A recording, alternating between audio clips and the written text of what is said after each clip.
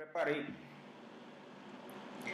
Bom, pessoal, eu preparei algum material para a gente ver durante esse encontro presencial. E caso vocês não tenham acesso direto ao professor que vai acompanhar essa atividade com vocês, eu vou falar um pouquinho das atividades. Na verdade, existe uma atividade de revisão, onde você pode observar aqui que nós previmos que você faça uma revisão das atividades das aulas 1, 2 e 3. As aulas 1, 2 e 3 a gente pode fazer um rápido comentário aqui. Teríamos então da aula 1 fundamentos da administração Unix. Aqui é conhecer realmente o sistema operacional Unix, como é que ele funciona, qual é o propósito dele. Ele é base de outros sistemas operacionais, a exemplo do sistema operacional Linux, sistemas operacionais como o sistema operacional do Mac, né, Mac OS. Não é o do Windows, mas tem similaridades mesmo em alguns comandos, tá certo? Não que o Windows seja completamente isolado, mas estudar Unix não quer dizer que você vá conhecer o Windows e vice-versa, embora que tenha alguns, vamos dizer, algumas informações que são em comum, exemplo de como ele faz para gerenciar a memória, etc. Mas a ideia aqui é conhecer comandos básicos mesmo, porque no dia a dia, eventualmente, você pode precisar de alguns comandos relacionados ao mundo Unix. Bom, vamos lá. Então você viu aqui que a gente tem os objetivos, fundamentos dos sistemas, vê um pouquinho de comando shell. A ideia não é falar da aula em si, mas saber que você, durante essa atividade, faça esse esforço de dar uma lida em todo esse conteúdo, entender bem como é que é o esquema do sistema operacional Unix, quais são os recursos que ele pode gerenciar, por exemplo, escalonamento de CPU, gerenciamento de processos, etc., e depois passar exatamente para a questão de um pouquinho de como é que funciona a conexão desses sistemas e aí os comandos. Os comandos aqui como ls, pwd. Wendel, professor, eu preciso decorar esses comandos? Não precisa, gente. Esses comandos estão por aí na internet, você encontra facilmente. A questão é que de tanto usar, você acaba decorando e isso memoriza facilmente. Comandos básicos, como listar arquivos, etc., você vai precisar.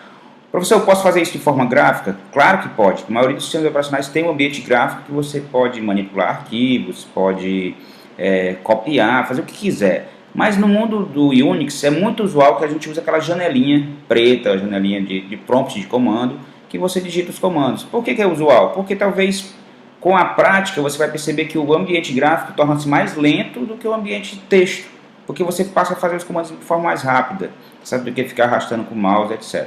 Mas isso é uma questão, puramente uma questão de gosto, de decisão mesmo do usuário, no caso vocês, um administrador de redes, que vai fazer gerência de uma rede. Então a gente está vendo um pouquinho de sistemas operacionais porque é a base dessa comunicação que vai acontecer na rede, os sistemas operacionais falando com outros sistemas operacionais, processos que se comunicam, que vão usar a rede e que vão precisar ser gerenciados para que funcionem bem. Bom, então, como eu te falei, tem alguns tópicos de shell, fala um pouquinho do mundo de tela preta, como eu falei, que é o shell de comandos. Fala um pouquinho de comandos de detecção de placas de rede, por exemplo, configurar uma placa de rede, colocar a placa de rede de forma desligada, de forma ligada, são só alguns exemplos, e outros comandos, tá certo? Como eu falei, é só você faz essa tarefa de dar uma lida nesse texto para se aprofundar um pouquinho mais na aula 1, assim como para a aula 2, que é para ver um pouquinho da história de padrões de gerenciamento de redes, padrões e modelos, linguagens de gerenciamento de redes. Aqui eu falo de tudo um pouco, falo do SNMP, que acho que a gente, durante o curso, vai falar bastante do modelo SNMP e da arquitetura SNMP, e de outros modelos. É uma visão geral, literalmente uma visão geral. A aula 2 é uma visão geral de todos os padrões e modelos de gerência de rede que se usa no mercado, que se usa no mundo acadêmico e se usa também em ambientes escolares, ou seja, eventualmente, se você tem uma grande rede, vai ser necessário que você conheça esses padrões para saber qual é a melhor forma de gerenciar a sua rede.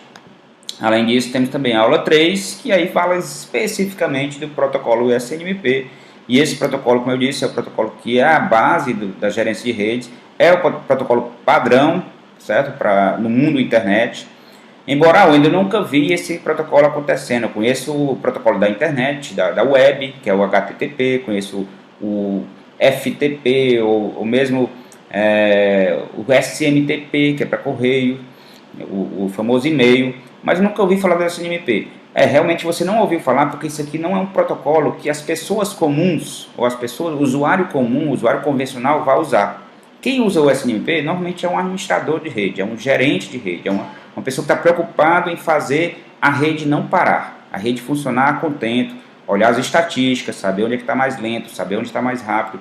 É um protocolo muito específico, que tem aplicações bem específicas.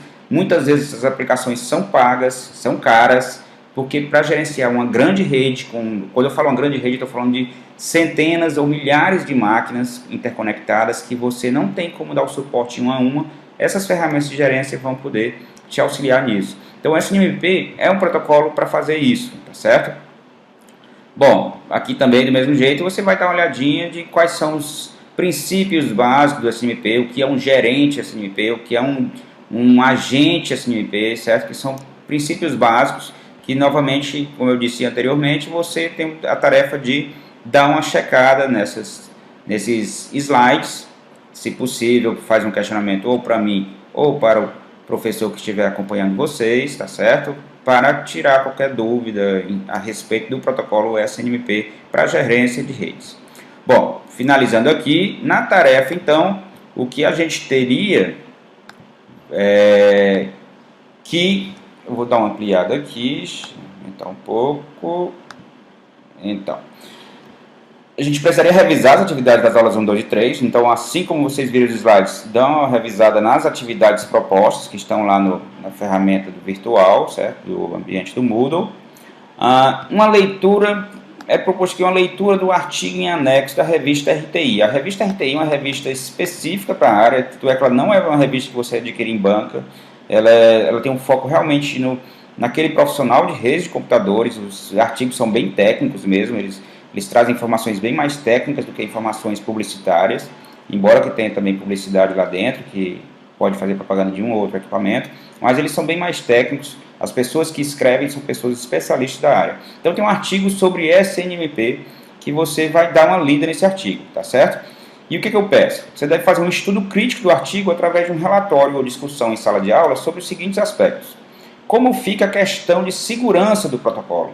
Eu já antecipo que o SNMP, quando ele foi criado, foi pensado, isso lá nos anos 70, ele não tinha a questão de segurança como uma questão principal, certo? Nem foi pensado nisso. Por quê? Porque na época não tinha essa dor de cabeça tão grande como a gente tem hoje.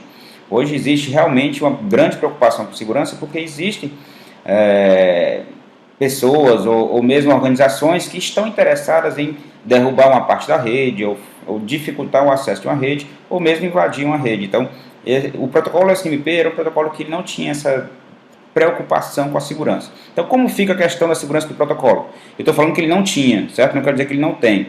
Então, dê uma olhadinha no artigo, veja o que é que no artigo fala sobre segurança, se é que existe, onde é que ela está, em que versão ela foi colocada, etc. Quais impactos são percebidos em atrasos de comunicação? Bom, o SNMP vai gerar um atraso, assim, eu quero dizer, se a inserção desse tipo de protocolo pode causar uma lentidão na rede, né, que impactos serão percebidos através dessa comunicação? Então, isso no artigo também está falado, dê uma lida e tentem responder. Discuta sobre o que seria melhor usar em termos de gerência de redes com o protocolo SNMP em uma rede. Ou seja, o que é melhor usar em termos de gerência de redes com o protocolo SNMP, qual é a melhor solução, certo? Se você vai trabalhar com o SNMP, qual é a abordagem que vai ser vista? Claro que vocês dão uma lida no artigo e vão responder essa questão baseado no que o artigo indica, tá certo? Claro, você pode pesquisar outros lugares ou mesmo dar sua opinião, mas a ideia é que o artigo seja a base para a resposta dessas questões. Por último, do encontro presencial, eu proponho um desafio. Esse desafio não é simples, certo? A ideia é usar o simulador Packet Tracer. Quem já está estudando redes aí conhece o Packet Tracer. É o simulador que a Cisco oferece gratuitamente para a gente. É um simulador que meio que faz propaganda da Cisco, que os elementos de configuração são todos equipamentos Cisco. Então, naturalmente, é como se você estivesse configurando um equipamento Cisco. Você se habitua a configurar um equipamento Cisco. Mas é um excelente simulador. Então, vale a pena usar o Packet Tracer para configurar um navegador MIB ou MIB Browser. Tá certo? existe o MIB Browser dentro do Packet Trace. A ideia é que você deve ligar um computador de mesa, desktop, a um roteador. Não um computador de verdade, certo? Um computador simulado. O Packet Trace, você tem um PC, tem um roteador, interliga os dois, usa o MIB Browser para ver as informações que são trocadas entre eles, para justamente questões de ver como é que funciona essa história do agente, do gerente SNMP. Então, o que é que vocês vão fazer? Na prática, o que é necessário para executar essa tarefa não é nada muito complicado. Vocês vão clicar nesse link, o link que está disponível aqui no texto, certo? No texto da atividade. Na verdade, é um encurtador de URL que quando você clicar, você vai cair nessa página aqui, certo? Essa é a página onde você vai ver vamos dizer assim, aqui está toda a prática. Então, se você tiver alguma dificuldade de usar o Packet Trace para fazer isso, você pode basear-se nessa página, está em inglês, mas é um inglês técnico, então não tem muita dificuldade. O que ele está pedindo aqui é que você adicione um roteador e um PC, roteador e um PC, configure os endereços de acordo com o que vocês estão vendo aqui, tem alguns comandos já prontos, e vocês vão configurar, gente, o modelo de um servidor SNMP. Isso também está no texto. Então, é uma tarefa de desafio. Eu não vou passar logo de imediato como é que é a solução da tarefa. Vocês tentem fazer. Se tiver dificuldade, você tiver alguma dificuldade, converse com o seu professor em sala. Se não, pode me contactar de alguma forma, manda um e-mail ou de outra forma, e você me pergunta como é que é a solução, tá certo? Mas não é nada tão complicado, mas eu quero que vocês tentem. A ideia então é que vocês façam essa configuração, e uma vez feita essa configuração, desculpa, aqui voltando,